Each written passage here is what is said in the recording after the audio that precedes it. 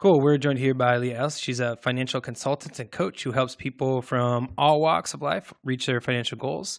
I like this. She supports clients to detoxify their money mindset, set and meet goals to achieve financial health, and create sustainable budgets to keep spending within their limits. We'll definitely talk on that in a little bit. Also, just want to shout out, she's a mother of 3 and a coach at Profit First. So a lot of things going on in her world. Thank you so much for making time. Yeah, I'm really excited to be here. Any opportunity I have to inspire people to have a little bit of hope around their money, I'm happy to jump in with. Yeah, awesome. That definitely resonates with both of us. So I need hope. Yeah. Looking into your background and just kind of what you present even on your site, you've worn a lot of professional hats, things like sales associate, teacher, family care provider. Now you're a financial consultant and coach. So like, how did you find your way to this space and like, what does it mean to you to be doing this work? So I grew up in a financially tumultuous house, which I'm sure like everybody did. 78% of Americans live paycheck to paycheck. My family was no exception. We had a loaf of bread and a 6-pack to feed a family of 4 for a week at one point because my stepdad just couldn't manage money. It sucked. It was really difficult, but I graduated high school. I got my first job selling refrigerators and made enough money on commission to go get my own apartment. Then I realized I have no idea what I was doing. So I was buying my groceries on credit cards because I couldn't pay my rent and buy food. My at the time boyfriend and I moved in together and realized we now had twice as many mouths to feed and still had no idea where the money was going to come to do these things from. He finished college. I worked really hard to make sure that he could go to college and we could still pay our rent sometimes. Other times his mom paid our rent and we met her at Taco Bell so that she could buy our dinner and pay our rent because we were that broke. He got a 6-figure job. We were like, score. We are now practically millionaires. We're never going to have money problems ever again. We've got a 6-figure income. We're set. No, we weren't. We still lived paycheck to paycheck because we had no idea what we were doing with our money. We financed anything we could think of, including his and her Alienware laptops. Because we really gamers and that. Yeah. Yeah. So, you do what you got to do or what you think you should do. Yeah. And we just kept going. And then we had our second daughter. And we realized, dear God, now we have 2 extra mouths to feed. We're living paycheck to paycheck. These poor girls are never going to have college funds.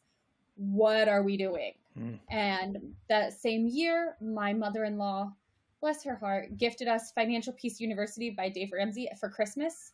She's like, here you go. For Christmas, you're going to learn how to handle your money better.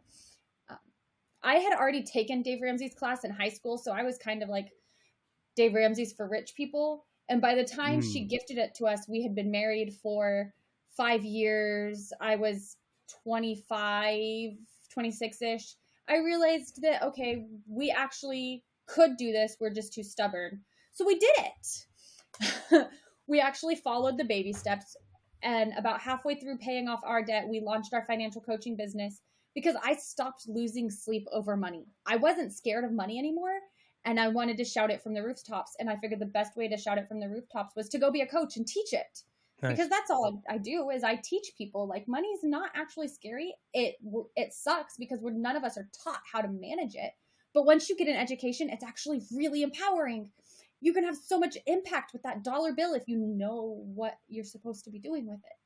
So that launched our business, and then we finished paying off our debt. We paid off $123,000 in debt in 23 months. There you go. Yeah. So that's why my career kind of bounced because it was literally whatever I could do to pay the bills until I got back into teaching, and I liked running the daycare and teaching online, but it wasn't my passion. And I didn't realize it wasn't my passion until I started financial coaching. And then I was like, this changes, I'm not teaching anymore.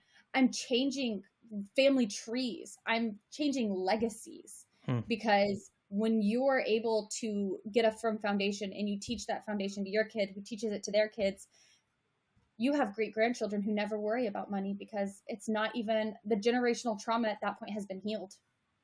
Okay, so that resonates, I think, with Dan and I in different ways. And I will say that both of us, we've done some assessments. We recognize that money equals stress for us. That's just kind of a known that we have. Right.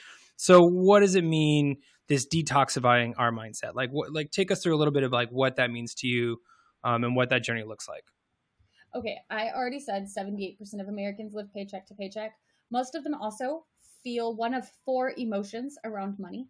And so I will name them, and you can just raise your hand and tell me when it hits you. One of them is fear. They're afraid of their money because they don't know what they don't know. And they're like, well, what if I've messed it up and I can't fix it? They're afraid that the person they go to this is rolling into the next emotion. They feel shame because if they admit their problems, then somebody's going to judge them for it.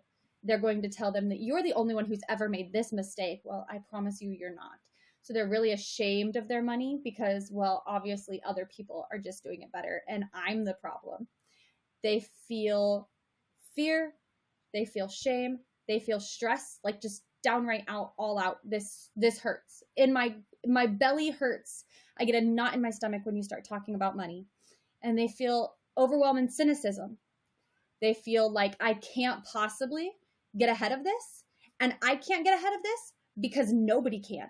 Because the system is against us. And it's not anything I can fix because society is making me in this spot. And it's impossible for me to get out of it. And I will tell you right now, I work with a woman whose husband is in jail. I work with a woman who lost her husband in November. She is a new widow with a 3-year-old. I work with families who are post-bankruptcy. And my family, ourselves, we were on food stamps and broker than broke. There is part of it that it is difficult to get out of it, but part of it is that you have to want out of it. And by that, you just mean change. Like you have to be willing to accept the change and the structures to do that process. You have to be willing to put in some work. Yeah. And I don't literally just mean go get a job. That's not the answer. $7.25 an hour is not going to change your life. It's not. But learning how to do a budget might. Actually doing and keeping your budget will absolutely change your life. It changed mine. Yeah, I know when we talk. Oh, go ahead, Dan. No, go ahead. Yeah, so when we talked last time, I recognize you're a big believer in budgets, and for those that are looking for a pretty good system, Leah has she has a worksheet online. It's about $10. It'll take you through exactly that step by steps where you identify kind of like well take us through that process really high level. Like what are the steps that people are doing? Because I think it's a 4 or 5 step process, right? So my workbook on my website, it's $10 and it is 12 pages. And within 12 pages, you're done. You've done the budget and all you have to do is stick with it and do it consistently. But if you want to be super simple, there's a 4-step checklist that I offer. And it's literally, did you list all of your income? Okay, now list all of your expenses. Step 3 is go back through and make sure that you've actually got all of the expenses, because you'll realize that when you do your monthly budget, there's a bill that you only pay once a quarter and you forgot about it. Well, that still needs to go in your budget. So make sure all of those expenses are in there. And then step 4 is figure out what to do about the difference or the remainder. So if it's a positive number at the end, you do your income minus your expenses and you get a positive number, you get to decide where to spend that extra money. Are you saving it for retirement? Are you using it on a down payment at a house, buying a new car, paying off debt? That's your money to do with what you want. Congratulations, you're living within your means. If that number is a negative number, that means we have to start cutting expenses and increasing income. And I say both, because sometimes increasing income just isn't going to happen. There's only so many hours in a day. You can't go get a 7th job. You're human. And I want you to be a human who gets time to sleep and eat and spend time with your family. So I don't want you working 9 jobs. But you might have to pick between Hulu and Netflix, because even though it's $10 a month for each of them, that $10 could go somewhere else. And part of doing your budget is prioritizing. So this is really interesting, the budgeting part, and it's interesting that you bring up Dave Ramsey, because I've listened to him before and I've seen some of his teachings and when he says, and I think that's really great to say how to get a hold of your life, right? Something may spiral out of control, you may overburden yourself, and I think some of his techniques are a good way to get control of all that. But I think when we talk about stress, like me and Brendan too, we talk about growing money. Like, how do we now? We're in control. We've made our budget. We're in control of our lives. But they're always saving money in a savings account is basically pointless at this point. So, like, what is it about? How do we grow our money to make sure that it's working for us now that we have this control? So once you've got a really stable foundation and no debt, no debt but the mortgage, because we're not going to be, financing the car so that we can invest the money, because we're paying interest to earn interest, and then we're creating just a mess for ourselves. Eliminate the risk, pay off those debts, and then start investing. And then you need to talk to a financial advisor who will teach you which investments are the right investments for you. And my biggest piece of advice here, because I'm a coach, not an advisor, I don't sell investments, I'm not SEC certified or any of that, is to find a financial advisor who's willing to teach you, not sell to you. We all know that financial advisor who's going to, before you come in, they're going to look at your bank statements, they're going to look at whatever paperwork you sent them, they're going to decide which policies you can afford that will make them the biggest commission, and they're going to pitch those. We don't want that financial advisor, because we're not there to create their commission. We're there to create our futures. So we want to go into that meeting, one, with an education first. So talk to somebody who can teach you a little bit. There's some very high level stuff about how investments work that a financial coach can teach you, so that when you walk into a room with a financial advisor, you're confident. And then I have a policy with financial advisors. I won't make a purchase if you can't explain it to a 5-year-old. It happens to be really easy for me because I have a 6-year-old daughter. So if my 6-year-old doesn't understand what you're trying to sell me, I'm not buying it. Yeah, I mean, that's a great policy to go. Go ahead, Brian. Well, I just feel so trapped sometimes. You know what I'm saying? I told you I was coming in this hat. All right. So there's just so many things that people tell you. I was just listening to a TikTok, and somebody's like, you've already lost $1 million because you're 35 and you didn't invest $100 for every day or month of the year since you were 25. And I'm like, what am I doing? Oh my God, everything is wrong. And I don't know what to do. And then it's like, open a Roth IRA. And I was just talking to my brother too, and he's like, get an index fund. And it just seems so like you're trapped in the system, as you were saying, that the man is against you.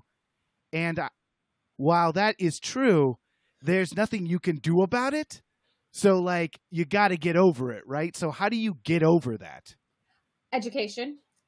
I firmly believe that when you walk into a room confident that you know what you're talking about, you are a better consumer because you are confident in your purchases. And that also means you're better for your own future. So there's lots of abbreviations and tax shelters and funds and concepts that people will throw at you. The breakdown is really a Roth IRA is money that you pay taxes now, so you don't pay taxes on the growth, and you don't pay taxes when you take it out at retirement. That's the one that you should do if you can, because I don't want to pay taxes on my millions when I'm 75. I'd rather pay taxes on my tens of thousands when I'm 30. Like, that's just the truth of the matter. I want the smaller tax bill because I want to live on my money. Call me greedy. I don't want to pay that much in taxes. Yes, I appreciate the schools. I homeschool anyway. But the other thing is, with a traditional IRA, you don't pay taxes now, so you can save your tax burden for later, and you pay the taxes when you take it out. That's the big difference between the two retirement accounts, taxes now or taxes later. Roths have income and contribution limits, so if you make too much or you contribute too much, you can't put it all in a Roth. Right. And employee match programs can't go in a Roth. Since I'm a financial coach, trained through Dave Ramsey's Financial Coach Master Training, his recommendation, and therefore what I kind of also recommend, is to use mutual funds, because it diversifies for you and it spreads out your risk, and you can get more options because it's a fund with lots of people's money instead of just your money, and usually in an industry rather than in a company, and they do generally have pretty good returns. He does a 4-way split between growth and income.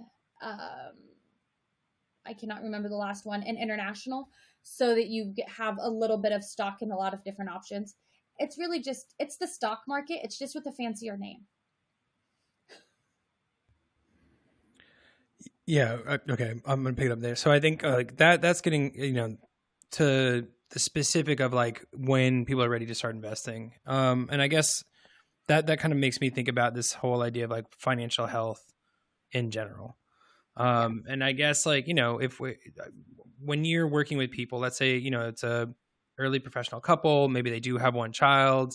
So there's this idea of like recognizing we in previous conversations, like we know about establishing the rainy day fund and making sure you have that for that piece. But then what does it look like when you're trying to do that forecasting? Like how do you help people that are trying that kind of know what their means are but aren't maybe so confident or sure of what it means to have financial health in their lives? One of the first things, because we do a lot of money detoxing and like mindset work, when I start out with financial coaches, one of the first things I'll make you do is make a list of your reasons why. What are the reasons why you want to be better with your money? What are your goals? What is it you're chasing? Because we're not ever like running away from our parents. We're running towards our own better futures. So what is it that you want? That is why this is important to you. What's motivating you when I'm not sitting next to you telling you, is this what your financial coach would do? Because I don't want to have to be the little angel on your shoulder making sure you follow the rules for the rest of your life. I have a program that's designed for you to stop needing me within 12 months. I'm not a lifetime partner. I've got one life partner. That's good enough for me. After that, you have to be able to be confident that you're reaching your goals. So they need to be yours. And we start out with those. Let's say you're a professional young couple with one kid and you have enough money that your kids aren't going to qualify for Pell Grants, but you don't want them to be all the way on their own for school. You'd really like them not to take out student loans, but you don't really have the income to pay for their college in full. That's pretty much where my husband and I are now. Sure. We've got 3 little ones. So our deal is we contribute to retirement first, because the fact of the matter is we will retire. And our life after retirement is our responsibility. We need to make sure that we don't become a burden on our children because we didn't prioritize our own futures. So we make sure that once everything's paid, we've got our emergency fund, all of our bills are paid, we're debt free, we're trucking along. We make sure we're investing for our retirement. After we do our retirement, we have money for all 3 college kids, all 3 college funds. And we contribute a little bit a month for each of our 3 kids. It's earning compounding interest, but we have a policy that we are not paying in full for our children's college because they need to have a little skin in the game, not because we're mean, but because they need to take it seriously. Accountability. Yeah. Yeah. So I failed out of college 3 times because I wasn't using my money to pay for it. Now I'm in college and I have to write the tuition check at the beginning of every term. I take it a lot more seriously. I'm not going to make my kids learn it the hard way. I'm just going to make them start off with, this is your education. This is your future. This is your responsibility. This is going to be really hard for all the like new empty nesters or families with like high school seniors. Your college children are adults. That means their education is their responsibility. Anything you do to help them is a gift. Yeah. And yes, as a parent, we all want to give our children the sun, the moon, and all of the stars, just like that song says. But they're adults. So your responsibility is to your future before theirs once they reach adulthood. Well, Oh, no, go ahead. Sorry. Go. After kids' college, then you can start saving for fun stuff like, vacations. I've got 2 daughters, so maybe we'll save some money for their weddings, gifts for kids for down payments on their first houses, any other gifts you want to give your kids. But the priorities for a young working family is first your retirement, then your kids' college, then everything else. So, and I'm sorry if this gets a little too personal, but how do you save for retirement? What do you do to put for your retirement fund? We're actually really fortunate because my husband's company has a 401k with a company match. So he contributes to his 401k for work, a percentage of his paycheck. And then we have a Roth IRA that we opened separately that I contribute to every year for my retirement so that we both have a little bit of money put aside. You're not into that crypto? No crypto game? I am too old school for that.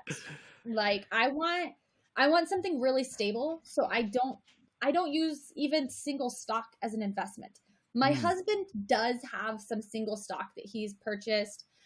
I don't know. Maybe he has some Bitcoin I don't know about because I don't ever ask him what he does with his spending money. Keeping it under the table. No, we have a rule. We each get a certain amount of spending money that we can do with whatever we want every month. And some of he has invested into like single stocks because he gets a little dividend. It makes him happy because that's just his. But it doesn't come out of our family's mouths every month. And it's not money I'm counting on. So because we have a really good budget and we don't fight over money, I don't care what he does with his money every month, as long as he doesn't take more than was in the budget. And it's not our future plan. It's just a hobby. That makes a lot of sense. So what do you use to invest into your children's college fund? Is it like a savings fund? I know that some states have like buy-ins that you can do. So yeah, each state has their own 529 plan that you can use, depending on where you want to live when your kids finish school, or where you think your kid's going to go to college, or what tax benefits you want to get. You can determine which state's 529 plan you use. You don't have to use the 529 for the state you reside in. What? Really? I thought you had to be in the state in order to use that thing. No. What? But a lot of times there's tax benefits that only apply if you're a resident of that state. Because you could probably put it in tax-free if you reside there, right? Probably. I don't know. Sometimes there will be like tax breaks or discounts that you can get that you have to reside in the state to get. But if you know, like right now, let's say you live in Texas, but you intend to move to Colorado within the next 5 years, and your kid's going to graduate in 10 years, then maybe you just start a Colorado 529 now, because that's where you think you're going to get the biggest benefit and where your kid will eventually end up taking the money out. But it really doesn't matter. And then the other option is an ESA, which is an educational savings account. Those are really specific. Both 529s and ESAs are really specific investments that I'm not educated on. My husband did the research to pick which ones we bought. But I focus on the before you invest. Gotcha. Yeah, the health, getting to the place where you are able to actually do that and build out, that makes a lot of sense. In that sense, like from your perspective, if someone like resonates with what you're saying, what kind of resources do you think would be really helpful for them to kind of get started in this process?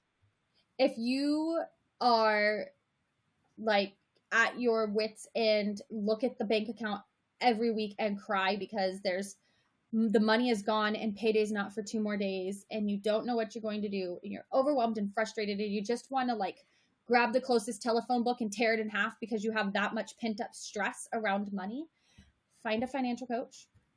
There are lots of them. I personally prefer you call me. I think I'm pretty great at it. So you can go on my website and book a consultation with me, but there's dozens and dozens of financial coaches in all kinds of different places. If you want somebody who's local to you, or maybe a family friend or somebody who goes to your church, there's other choices. I just think I'm the best one. And then the next option is if you're further along, if you feel like your budget is set, you're pretty close to debt free or you're debt free, you've got a really good plan for managing your money, but now you need to know how to start reaching those goals instead of just writing down ideas, then find a financial advisor. But before you do that, go on NerdWallet, because it's like such an easy to consume website, and read what's a mutual fund. How does a mutual fund work? So when you walk into the room with the financial advisor, you can say, I would like a mutual fund with this spread. What can you do to help me? And what are your returns? Rather than saying like, well, I don't know what I need. What do you think I need? Yeah. So it's going back to this because like you said, you're a financial coach focused on financial health. What are some of the things that you see that are just the common missteps and miscues that people do to get themselves into financial trouble? The easiest one is that they don't understand what a budget actually is. Somebody pulled up a Google spreadsheet and they told me, this is my budget. It's every dollar I've spent since 2012. And I'm like, that's really cool. That's not a budget. That's a ledger. Yeah. That's just a transaction list. A budget, by definition, is a written plan for how you plan to use a resource. In this case, money. If it's a plan for how you want to use it, that means you have to do it before it happens. We don't plan after the fact. So to do a budget, you have to write down what you want to do before you start doing it. Yes, the difference between like tracking, I guess, like your spending versus actually like setting a budget and then, you know, Keeping tracking to your, it. thank you. Yeah, exactly. Yeah. So it's really fine and dandy to say, oh, I did a budget. I made a list of everywhere my money went. That's a historical document. That's not a plan for the future. So we're going to take your historical document and we're going to shape it into a plan for the future. We're going to use that as the basis for your budget. And then next month, we're going to track your expenses and see if you're actually staying where you planned to be, or if you're just going wherever you feel like going and then shrugging your shoulders at the end of the month and saying, I don't know what happened. I made my budget. I don't know why there's no money left. A budget's like a map. You have to actually stick to it or you're not going to get where you want to go. Nice. So we definitely want to make some space because you've mentioned your website and then people are interested in working with you. So where would they go to find you and your work? The easiest thing to do is just go to endeavorfinancialcoaching.com. You can read my really ridiculous blog about a budget. It's called The B Word because I know that everybody listening gets a shiver down their spine when I say budget. And a couple of you probably like took the earbud out and threw it. You're like, I don't want to hear that word anymore. So I wrote a blog about how I know you all hate that word, but it's still my favorite. And if you work with me, you're going to actually learn to love it too. Cool. My partner hates me because every time she has the budget on Mint. She's like, you spent $400 on liquor. And I was like, well, I have to live. But no, But I so does shouldn't your do liver. that. Yeah. We're coming Touche. out of the pandemic, so we'll see how that goes. But yeah.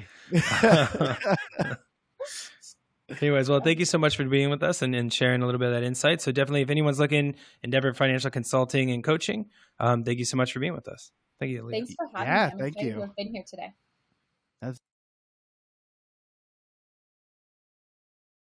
Came in the mail. There's Zennies. Ooh. So I will say that, like, weird plug, corporate plug. Zenny, if you're hearing, like, and you're out there, we will definitely be a sponsor. So like the Kittle is the big sponsorship thing, right? And like Kittle has like 5, which if you don't know, 49er tight end, amazing. But he has like all these different ones, and that's the whole kind of model. But what I thought was funny is in the mail, and I think like specifically this pair or something he must rep, because it's all this like 49er stuff is weirdly with it, which I laughed at. I'm like, if I wasn't a fan, I don't know how I feel about it, but now I'm like weirdly tickled where I'm like, cool. Like I have like a little Kittle eyeglass like wipe. And this is my wife. We're actually live though. It's okay. So, we can cut this Hey, out. everybody at Don't home. be so mean. God damn. No. Anyway, apparently we're not doing a sponsor. Never mind, Zenny. I'm taking it back. No, it's fine. Maybe, hey, it's wife approved. You know? It is Kittle and his wife are actually, I think, technically their spokespeople, which I think is funny and cool. I mean, my dad had those exact same pair in the 90s. So, well, I had an old pair like this that were made of like wire that were free when I bought like an actual pair once, and like the free ones broke almost immediately. So I went like for like 6 months with this like wireframe one, which inspired this one. So we'll see. The issue is it's supposed to be like you have the dad glasses, but then you have like trendy clothes. It's a real struggle when you realize like everything is just like a little bit of yesteryear. So apparently I'm just leaning in. It's we're 2 months in and I'm just like officially #dad life, Like, yeah, so. I know. You're like dad lumberjack. Dad approved. Yeah. I don't know. Like put me in the woods, just have me chop some, whatever it is. Hey, what you think of Leah? So it was interesting hearing her. I like that she gave a clear delineation between like she's a financial coach and you should go talk to a financial advisor, but she's that her role is, and I guess we didn't tease that out enough, but that is a really good point that she made. Yeah, that it's a step in the right direction for her, and it's more her thing because this is a lot of criticism I've heard about the Dave Ramsey method. It's like there's been a lot of criticism about it, and I've heard a lot of articles and read and seen a lot of reviews about it. But I think his method is more based on what she was saying, like getting a hold of what's going on in your life. Because a lot of the criticism is like your investments, like it's not necessarily the best because, if you invest in this, then that's actually a higher interest rate and like over the long term. But the reality of it is that sometimes you're in a financial state that like none of that matters. Like, you need to get a hold of your life. And that's where she kind of comes in. Well, and I think and recognizing that I think we could have explored that a little bit slower and getting in deep. I think that's where the stress and the emotions come from. Right. And I think that's something we didn't necessarily identify, but obviously was kind of said, is like the anxiety and all these things is because of the fact that the uncertainty is what's causing that. And so that makes sense that if you have someone that's working with like with whether you're training for physical fitness or whatever it is, right? The moment you have someone else that's like at least there, that's like in partnership, kind of coaching you on that process, like I know that I would feel more secure. So that makes more sense, right? Yeah, that makes perfect sense. And I like the idea that it's what we've talked about before, even with our career coaches. Like, when you write it down, you bring it into actuality. Yeah. So like, I thought that was a great point to make, that this is about pre-planning and also implementing this in the future. Like, you don't make a budget in the middle of the month while you're trying to like get a hold of stuff. It's your budget is for the next month. Like, this is all pre-planning. Yeah. So yeah, to go out there and do.